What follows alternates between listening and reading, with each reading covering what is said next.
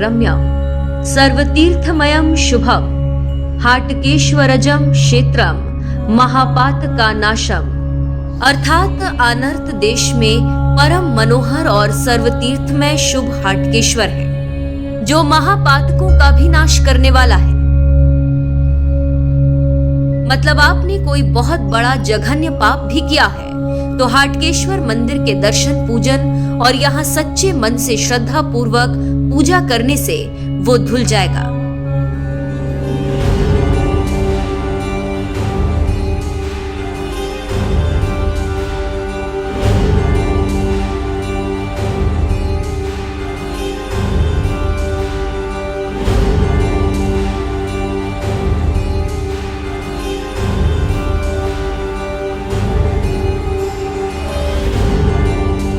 महाभारत काल से पहले गुजरात राज्य आनर्त प्रदेश के नाम से जाना जाता था और आज का वडनगर ही उसकी राजधानी थी जो उस वक्त आनर्तपुर कहलाती थी।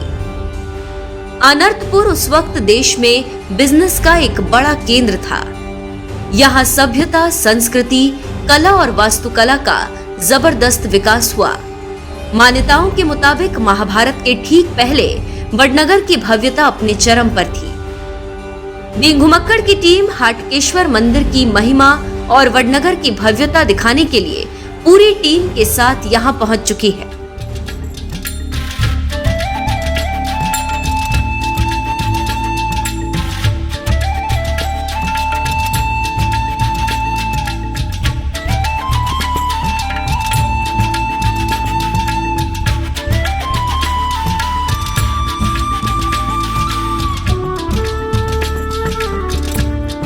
भव्य रूप, अद्भुत नक्काशी और दिव्य वास्तुकला हाटकेश्वर महादेव की पहचान है। भक्तों की भगवान पर असीम श्रद्धा है। ये वो नगर है जहां भारत के प्रधानमंत्री नरेंद्र मोदी का जन्म हुआ, बचपन बीता।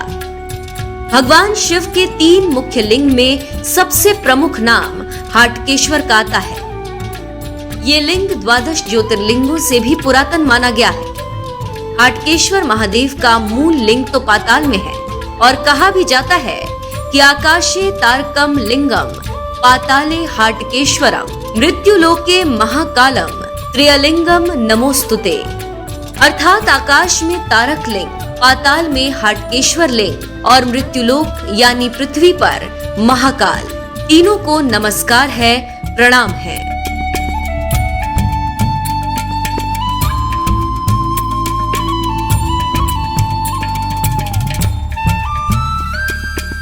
घुमक्कड़ की टीम भी पाताल में मौजूद हाटकेश्वर लिंग के इसी रूप में सिर झुकाने आई है, नमन करने आई है, अरदास मांगने आई है और अपने दर्शकों की शुभेच्छा लेकर आई है। लेकिन शुरुआत एक पौराणिक कथा से। तो हुआ यूं कि चमत्कारपुर यानी आज के वडनगर में चित्र शर्मा नाम के एक यशस्वी ब्राह्मण थे। उन्होंने हाटकेश्वर महादेव को पाताल लोक से निकालने का मन बनाया क्योंकि पाताल में लिंग की पूजा करने के दौरान कई ब्राह्मण खतरनाक सांपों के शिकार हो गए। अंत में सिर्फ 15 ब्राह्मण ही बचे थे। चित्र शर्मा कठोर तपस्या करने लगे। काफी लंबे वक्त तक घोर तप करने के बाद भगवान शिव प्रसन्न हुए। कहा जाता है कि करीब 1000 साल तक चित्र शर्मा ने तप किया। भगवान शिव प्रकट होकर चित्र शर्मा से वर मांगने को कहा तो चित्र शर्मा ने पाताल से निकलकर पृथ्वी पर विराजित होने का आग्रह किया। भगवान शिव बोले कि हाटक यानी सोने का लिंग कहीं भी स्थापित करो, वही हाटकेश्वर के नाम से विख्यात होगा।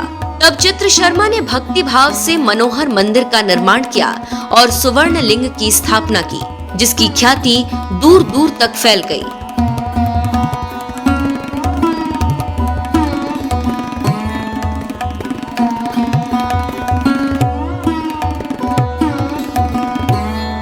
घुमक्कड़ की टीम जब यहाँ पहुंची तो हाटकेश्वर महादेव के वास्तुकला को देखकर दंग रह गई।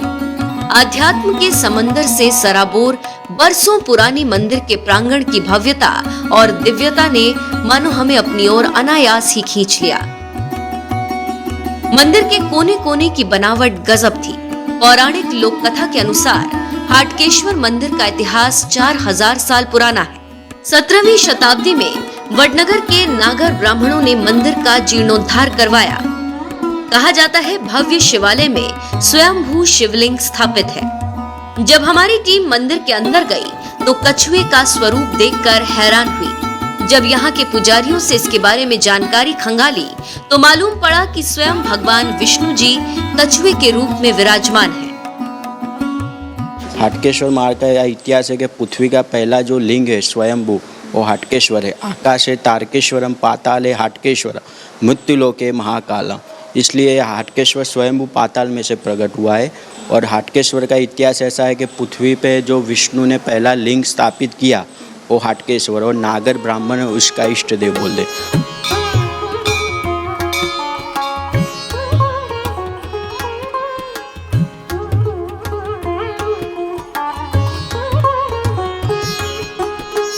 मंदिर में शिवलिंग के अलावा महादेव के प्रिय नंदी महाराज और अन्य देवगणों में जगत जननी अम्बा, तारकेश्वर, रवेश्वर, चमकेश्वर, सोमनाथ, पटालेश्वर, जाकेश्वर, मुक्तेश्वर और पंचनाथ महादेव विराजमान हैं। इस मंदिर में प्रवेश के लिए कुल 6 दरवाजे हैं।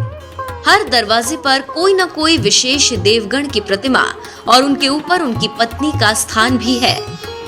यहाँ गर्भगृह में सिर्फ ब्राह्मणों को ही पूजा पाठ करने की इजाजत है, जबकि गैर ब्राह्मण मंदिर परिसर में लगे एक विशाल कुंभ में पानी डालते हैं, जिसके जरिए वो सीधे शिवलिंग पर जलाभिषेक कर पाते हैं। आपको बता दें कि हाटकेश्वर महादेव नागर ब्राह्मणों के कुल देवता हैं, मगर नागरों को यहाँ बसने का अधिकार नहीं है। इसके पीछे की भी एक कहानी है।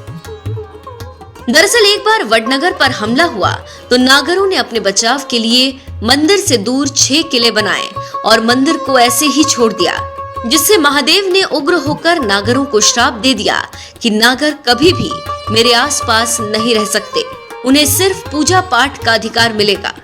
तब महादेव के खौफ से नागरों ने मंदिर को और भी भव्य बनाया और पूजा अर्चना शुरू कर दी। वडनगर का इतिहास बहुत पुराना है। वडनगर पर 307 से 404 ईस्वी तक नागलोक का आक्रमण हुआ। 588 ईस्वी गुर्जरों ने आक्रमण किया। 1196 ईस्वी कुतुबुद्दीन ऐबक ने धावा बोला। लगातार हमले से परेशान नागर जाति के लोग वडनगर से पलायन करने लगे थे। डर के कारण 1272 ईस्वी में जूनागढ़ और 1492 ईस्वी में कूका मेहता के नेतृत्व में मालवा में बस गए।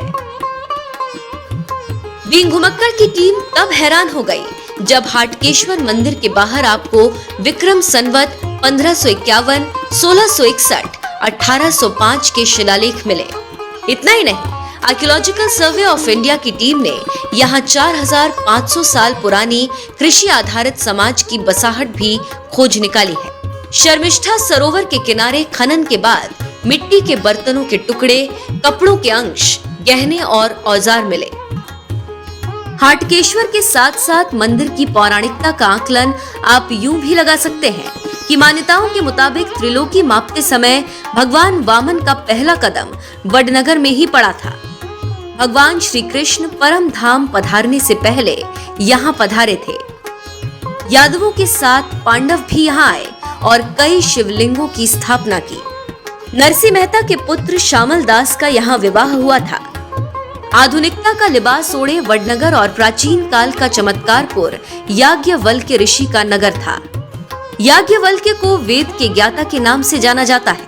यही वजह रही कि ये नगर विद्वानों को आकर्षित करता रहा और शिक्षा का बड़ा केंद्र भी बना।